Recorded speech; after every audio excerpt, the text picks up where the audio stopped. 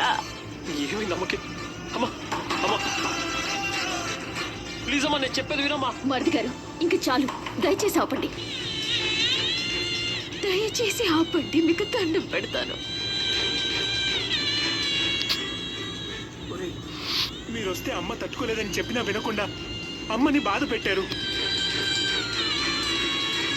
అమ్మని కాస్త ప్రశాంతంగా ఉండనివ్వంటారా?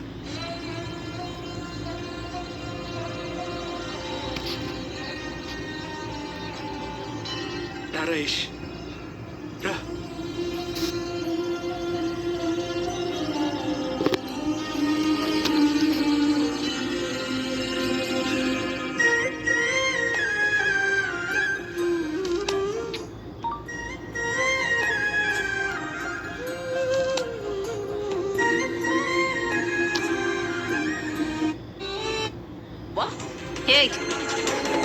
అత్తయ్య పరిస్థితికి ఎవరు కారణమో ఇక్కడే తేలుస్తాను. నేను ఇప్పుడే అత్తయ్య దగ్గరికి డైరెక్ట్ గా వెళ్ళి మాట్లాడతాను.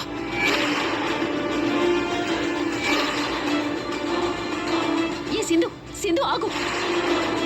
ఏంటి చెప్తుంటే అర్థం కావట్లేదా? అత్తయ్య గారిని ఇంకా బాధ పెట్టద్దు.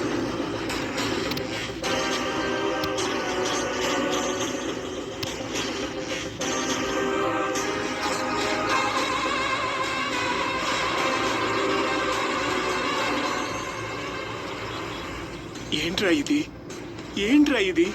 మా మీద రౌడీజం చేయడానికా ఈ సింధుని ఇక్కడ తీసుకొచ్చావు?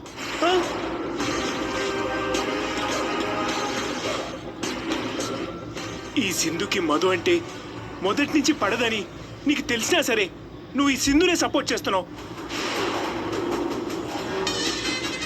ఇంట్లో ఇంత గొడవ జరుగుతున్నా మళ్ళీ సింధుని ఇంటి కోడలుగా ఇక్కడ ఉంచాలని, అందుకు అమ్మను ఒప్పించాలని కదరా నువ్వు ఇక్కడికి వచ్చావు.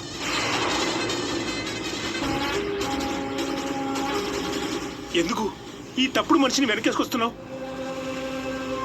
నువ్వు తప్పు చేస్తున్నావు యష్. ఏ తేజ, ఎక్కువ మాట్లాడుకో. క్షమించు. అయ్యో భర్తి గారు, మీరు నాకు సారీ చెప్పడం ఏంటి?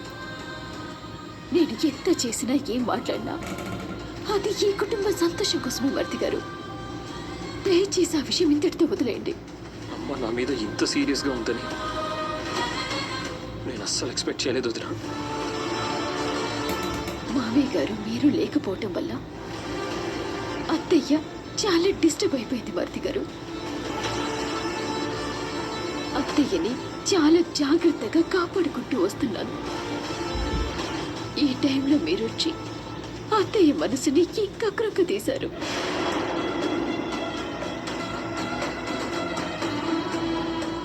ఇప్పుడు అత్తయ్య ఏమైనా చేసుకుంటే దానికి కారణం మాత్రం మీరే అవుతారు.